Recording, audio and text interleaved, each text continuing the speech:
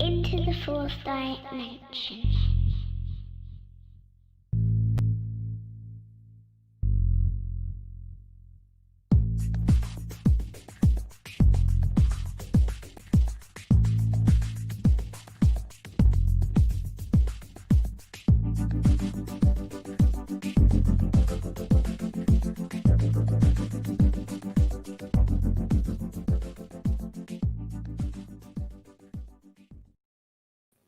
Hello and good day and welcome to another Triumph over Lockdown, where we practice new skills of mental fitness, mindfulness and compassion to get us through this, let's say, difficult time, but together, learning new ways of behaving for our best interests, self-care, compassion, getting ourselves in touch with our emotions, getting ourselves in touch with our behavior, that automatic behavior that sometimes gets us a little bit in trouble. And so this whole series is about helping us get through this in a way that will be serving our optimum behavior, the behavior that can best serve us for a bit of a higher quality life, especially during these difficult situations.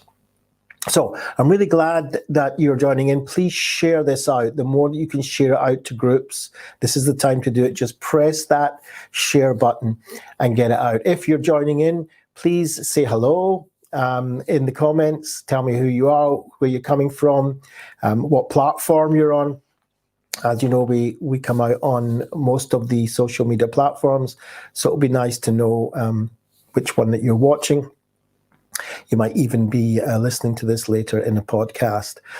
It's very good to have you here. It's Monday, it's a new day, and it's a new week, and that means new opportunities. We have new opportunities every time we wake up in the morning. Brand new day. And we can figure it out, even if we just do one day at a time. What can I do today that will make this day a higher quality day for me? Maybe it's saying a kind word to somebody else. Maybe it's doing something with a family member, your children, even if it's just going for a walk. What can I do with this day to make it a better day? Even if you're sitting working all day, how can I improve this day? How can I make this day a better day? Maybe it's about saying to everybody, let's take 5 minutes, put everything aside, and just have a little talk among each other, how we're all doing in. Just kind of checking in with each other. It doesn't have to be a long time. It could even be 1 or 2 or 5 minutes. Just, everyone doing all right? How's things going? Get that going in the morning. Sometimes we miss that when we're working by remote. We don't have that making coffee time or walking in the lift time or, any of that kind of just before we start work time. We come on to Zoom or whatever platform you're using and both are kind of right into it. There's not a lot of that small talk socializing going on. So, think about that. Introduce maybe something like that into your work day with your work colleagues. Just taking that 5 minutes just before you start. It's not going to really affect much of your work. Just to check in with each other. How are you doing? What's going on? It's Monday and brand new week. Let's see what we can make of it. So we're talking today about getting in touch with your emotions. And, sometimes that can be really difficult. We hear expressions like, oh, I'm on a emotional roller coaster, or I'm being overwhelmed by my emotions. You identify with anything like this? Does this happen to you, that these emotions sometimes get the better of us and we don't really know what to do with them? What do we do when that anger starts coming up? What do we do when we're full of guilt? What we're going to do now? What we're going to do when we're, got that shame coming up? How do we actually, even sometimes when we've got real joy showing up in our bodies, some people have difficulty, regulating that. What do I do with that? Does that happen to anybody that's watching now? If it is, even if you're watching in the replay, hashtag replay and just stick something in the comments. Whatever you can contribute to this program will indeed help others. It's really important in this peer-to-peer. Part of the T.R.I.U.M.P.H system is the peer-to-peer system that we have. People helping people. It's really, really, really the best way. So we're going to learn about emotions, and we'll talk about a bit after our meditation. But we need to realize that, our emotions are not there to hurt us. They're there for our benefit. They're there to really help us. They're part of our messaging system in our body. And emotions are connected to our cardiovascular system. It can affect our heart rate. It can affect our whole physiological system. We feel our emotions. We feel the sensations in our body. It's affected in our neurological system. It's really directly connected with a lot of neurochemicals. Our breathing changes with our emotions. So it's really important that we kind of understand a little bit about what these emotions are and why they're sometimes they're just so difficult to manage. And they're there to, the word motion in the word emotion is there because they're there to kind of motivate us, to push us in a direction. They're there to inform us that something's going on. They're there to motivate us. And if we don't have a handle on these emotions, we can be getting motivated and urged to push ourselves in certain directions one moment, and then another emotion will come in and push us in another direction, right? And then another one will happen. And that's why we feel we're, being bullied almost sometimes by emotion. It's really pushing us around. I mean, when we think about anger, what could possibly be? That's like the biggest baddie in the emotional kind of box there, isn't it? It gets the worst press. I mean, why would we possibly have anger serving us? Anyone got ideas? Put it in the comments. Why would anger be something that could really be beneficial for us? What is it about anger that we have that in our whole being? Why do we have the possibility of getting angry? What is it about anger that can be our ally rather than our enemy? Any ideas? Just stick it in the comments. What would anger help us do? Okay, so the idea is that anger is there to kind of bring up in us. Sometimes we have this sense of there's an injustice going on. There's something not quite right going on here that's affecting the way that I value the way that I'm living. And when somebody trespasses on that, there's a feeling of anger and a push for us to push back and protect whatever it is that we feel is being violated. And that anger has a lot of power in it, and therefore should be regulated and channeled properly, because that extra powerful energy that we can receive when we get anger, if we don't know how to channel that properly, that's when that can get us into a lot of trouble. What would guilt, for instance, how could that be beneficial for us to feel that emotion of guilt? Again, it's something that is really, really important for us to feel and motivate us to do something. And that is, when I've done something that violates somebody else, I've done something wrong, I've done something that has gone over the rules and norms of the family, society, or just general friendship of people that I'm in, the feeling of guilt motivates me to understand that I've done something that has violated somebody else. I've done something wrong.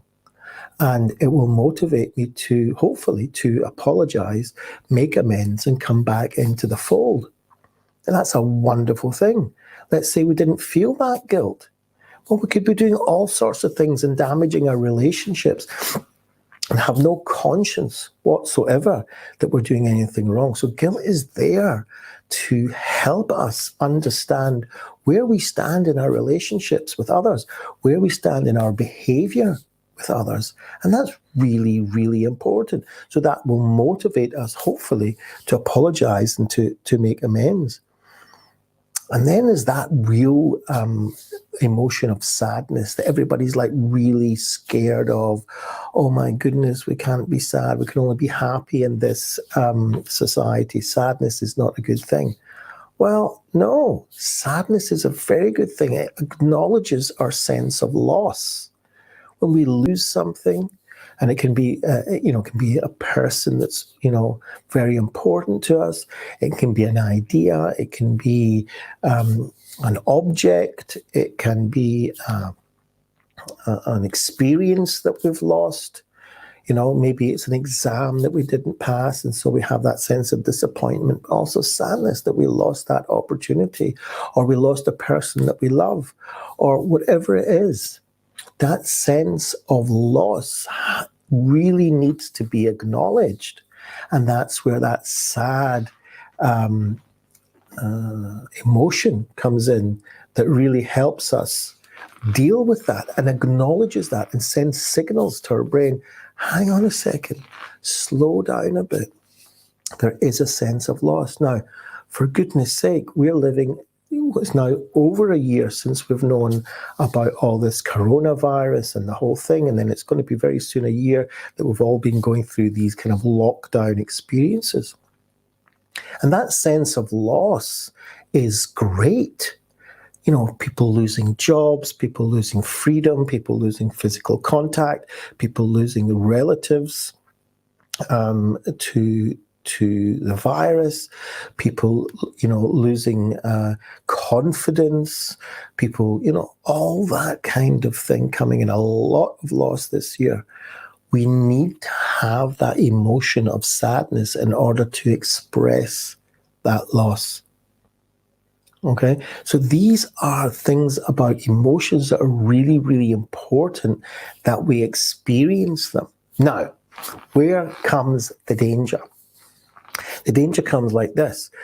Sometimes we feel emotions. It doesn't mean that we have to act out these emotions outwardly in our behavior. Sometimes it's not appropriate for where we are to act out emotions in our behavior. And we need to learn how to separate those emotional signals from our behavior, our outward overt behavior. And that's really important.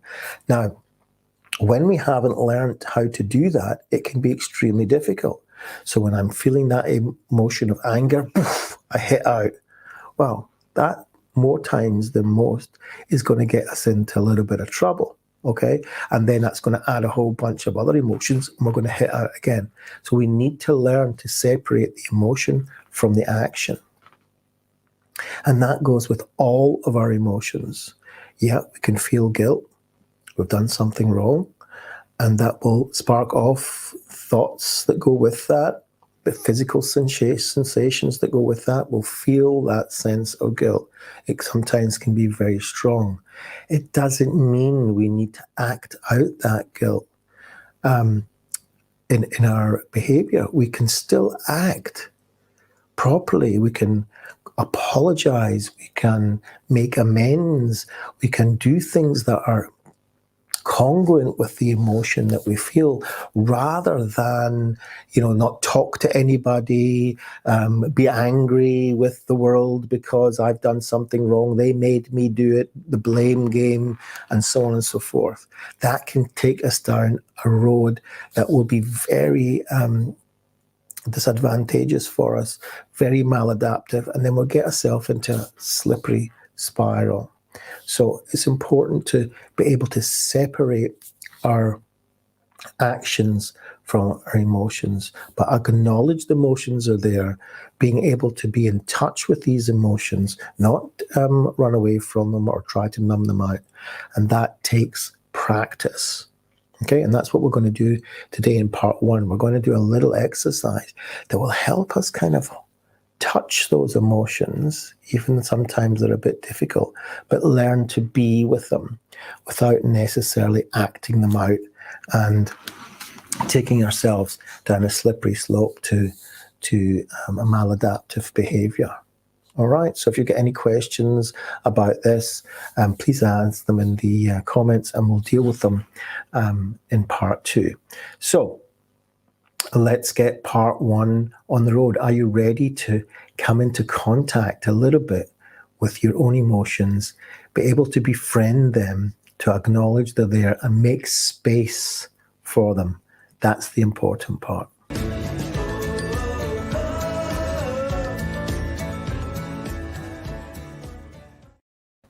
Okay, so as usual, we'll start off with the breathing. Breathe with me. We're going to do 4 cycles of breath, get ourselves into that safe mode, get into that social awareness mode, that we can feel confident in ourselves, that we can be able to have a little bit of courage to reach out and touch those emotions that are going through us right now. And there's always some sort of emotion going through. And if you don't feel that emotion right now, well, this is a great exercise to begin to thaw out that wall, that ice that is between you and your emotions, and give yourself a chance to come into touch just a little bit with them. And just be with me and go through this in a very slow, safe way. So breathing first, breathing in through your nose, holding and out. Very good. Breathing in through your nose slowly. Using your tummies. Big deep breath. Hold it and out. Very slow for 5. Count of 5. Coming out. Halfway there. Breathing in. Hold it. And breathing out.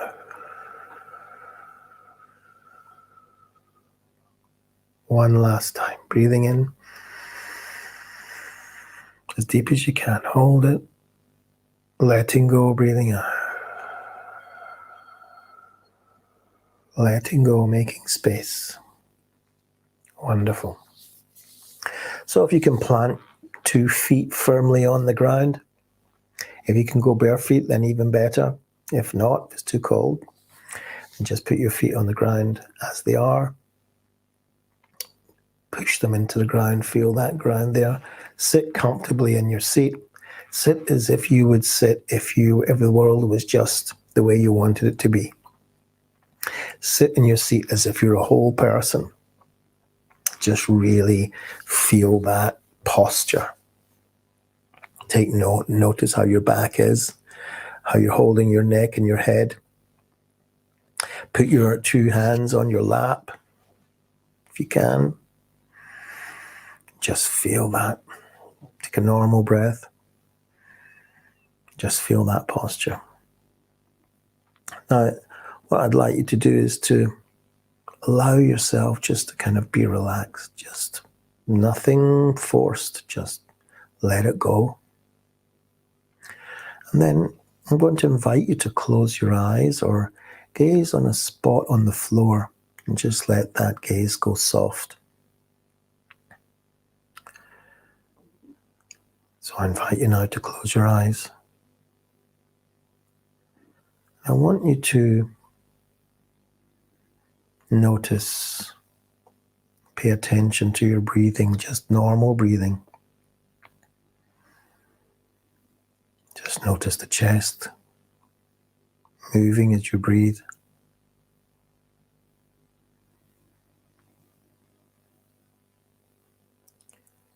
Allow yourself to notice breath after breath. Inhale, exhale. Just notice that. Bring your attention to your breathing.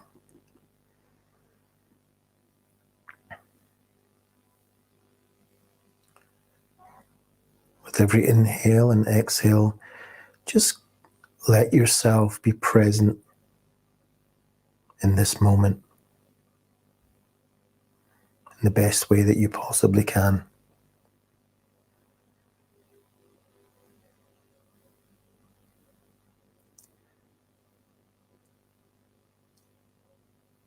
Now, while you're just focusing on your breathing,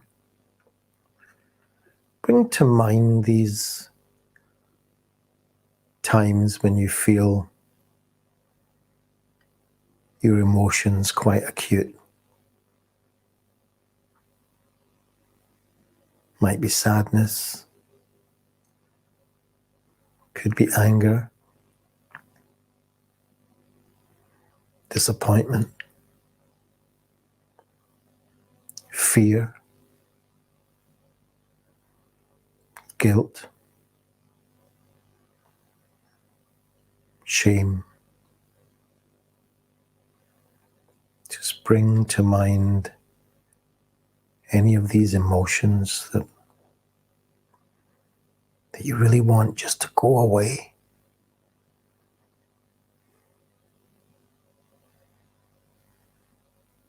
They're connected when you were hurting very badly and you just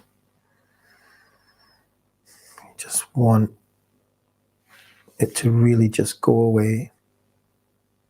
You just want to separate yourself from others.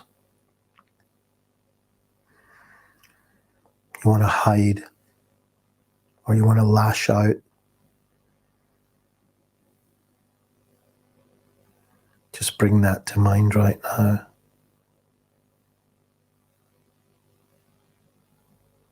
And if that feels like really a lot and it's very difficult for you, or you're feeling overwhelmed, just be gentle with yourself.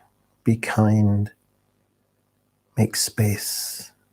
Your emotions will not harm you no matter how difficult they are. Just make space for them.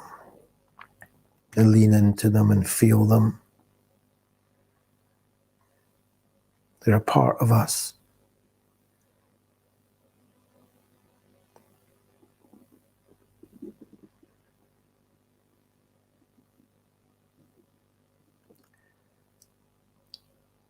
See if you can notice what your mind is showing up, what it's throwing out.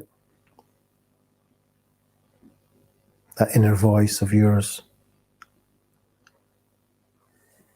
Maybe it's throwing out all sorts of thoughts, critical ones. You idiot, it's all your fault.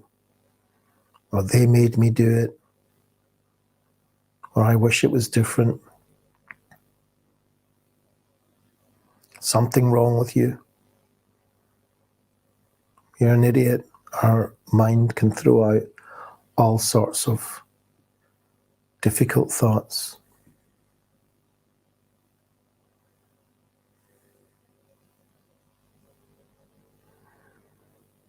Just sit there with that just now. It's very difficult, but this is part of this exercise. Just notice the different emotions and where they show up in your body. Might be in your tummy. It might be in your arms, or your teeth, or your legs.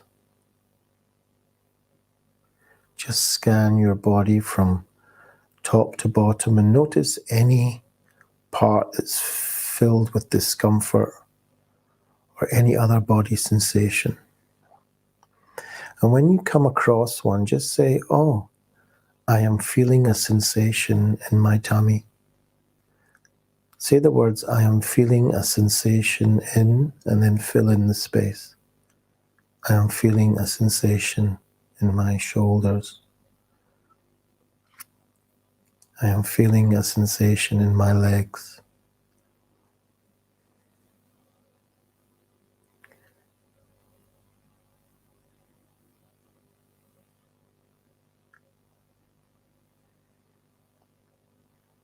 Now I'd like you to bring your attention to notice any other emotions that are showing up at this moment. And bring your awareness to these too. There might even be glimmers of joy or excitement.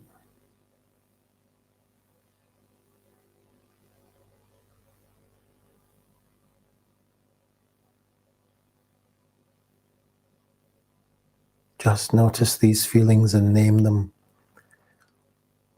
I feel an emotion of joy. I feel an emotion of sadness. I feel an emotion of frustration. I feel an emotion of shame, whatever it is for you. Give yourself a chance to make space for these emotions inside you without fighting them, without struggling with them, without running away from them. Just sitting here with me, watching them, observing them, identifying them, and letting them be inside us.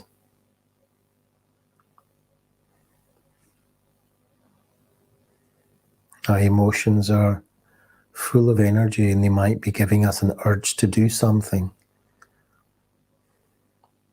Might be to have a cigarette, might be to have a drink, might be able to be feeling irritable in our legs, might be to shout or scream, might be to hit out, might be to dance and twirl, I don't know.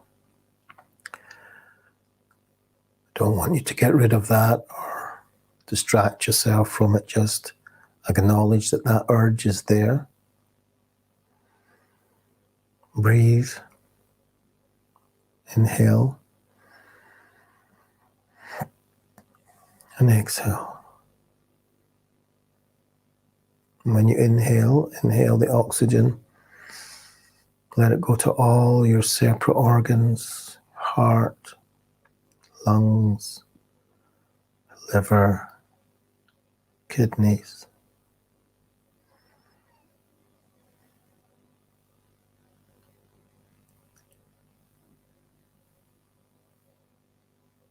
Just notice the thoughts that are coming up. Just let them go. No need to act on them.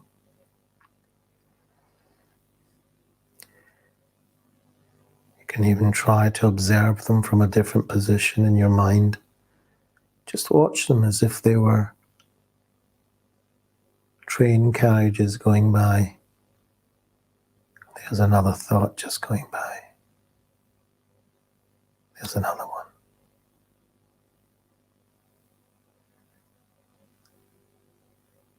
Eventually our body and brain will be satisfied with the fact that you're acknowledging their messages that they're giving you.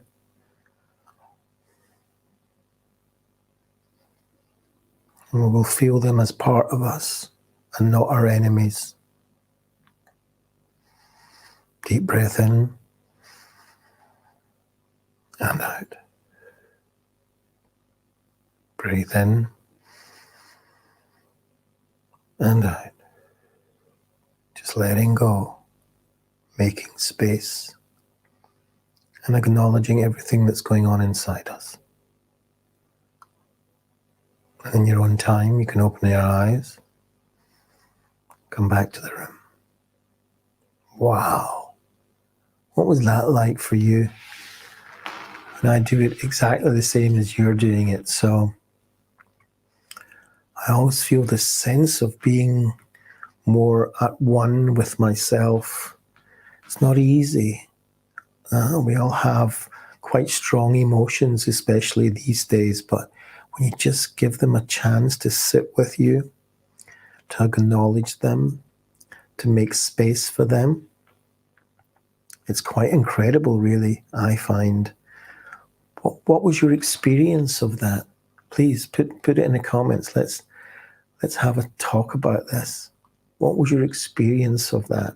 If you're coming in and you're watching this, please tell us in the comments where you are, where you're coming from, who you are, what brought you here. It's wonderful, wonderful to have you. And really, really starting off this week in a really good step of getting in touch with our emotions. After this, I'm going to be going out for my walk, because exercise is part of that whole body wellness. It's really important. This is not just about mental health as in emotions and psychology. It's also about our physical health. And so I'm going to go and make myself some ketones now. I'll leave you with a clip, and we'll have a discussion about this when I get back. See you soon.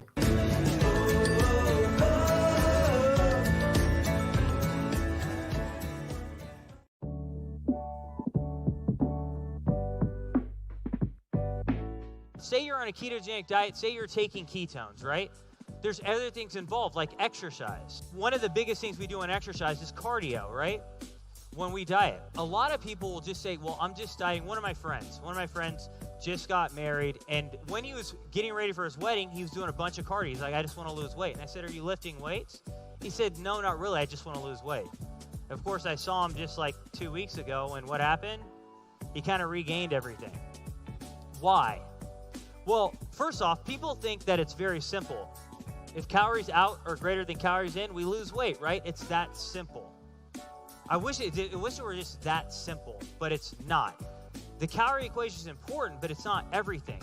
Why? Because when we do cardio or when we diet, we affect muscle and metabolism.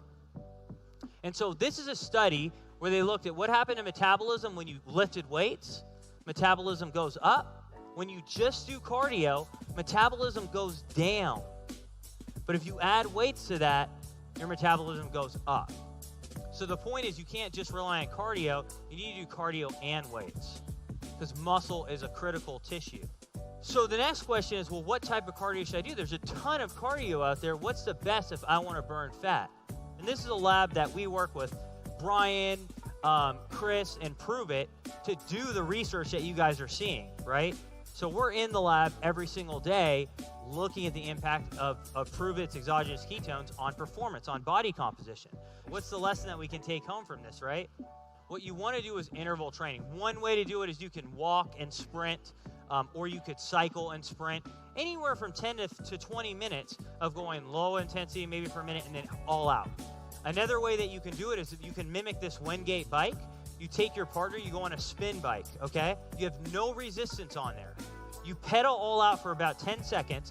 Your partner cranks the resistance up immediately to a weight that's too hard to move without momentum, and you pedal anywhere from 10 to 30 seconds for 4 to 10 reps with 2 minutes rest between reps.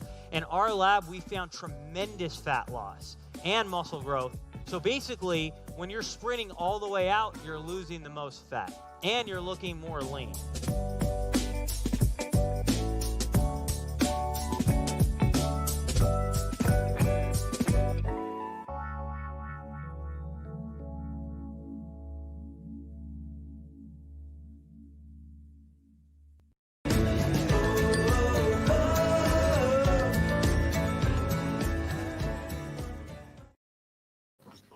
Okay, great to have you back again. We're talking about emotions today, and we did a wonderful meditation. So let me know what your experience is, what happens to you, where you're coming in from. So just before we finish off, a couple of questions that we can ask when we're experiencing emotions and that can really work for us rather than against us. So we've got to ask ourselves, if our emotions could talk to us, right? What would they really be wanting to say to us? What is it that's important in our lives that our emotions are trying to help us get closer to, right? It might be that we want feeling a sense of sadness because we have a problem of a relationship where our emotion is trying to say, look, maybe get closer with somebody else, maybe make amends. Maybe we should be doing something. Maybe we're being frustrated because we're not taking action where we should be taking action. Okay? So, we want to ask ourselves, what is it that I care about that maybe I'm not doing right now that this emotion is trying to tell me? What is it that my whole being wants to do right now that I'm not doing? And my emotions are coming up, trying to give me that signal that maybe I should be doing it? What really matters to me? That my emotions are signaling that pain to kind of highlight what is it that matters to me. What should I be doing more of that I'm not doing now? What should I be doing less of that I'm doing too much right now? These are the kind of questions we can ask ourselves, that our emotions are kind of hinting to us in a very physical way, because emotions at the end of the day are very physical. We feel them in our body. So I want to leave you with that, because that's a great start to the week.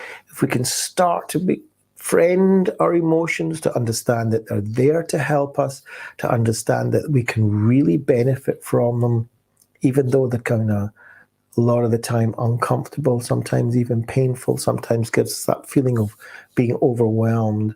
And a lot of the time that's because we're not acknowledging them, be willing to experience them, making space for them, and understanding that within all of that pain, suffering, there is in the middle that value of what's really, really important to us, and why we should actually be listening to our emotions rather than numbing them out or running away.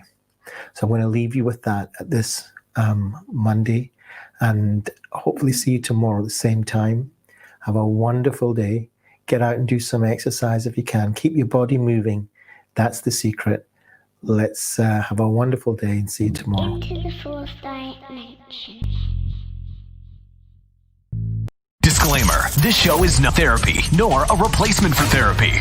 Should you wish to inquire about therapy, counseling, life, or executive coaching, please contact Dov Benyaacov-Kurtzman at factcpfa@gmail.com, factcpfa@gmail.com. Dov Benyaacov-Kurtzman is a highly experienced psychotherapist, executive business coach, and author of the book, Mind Over Terror, 3 weeks, 2 cities, 1 mission.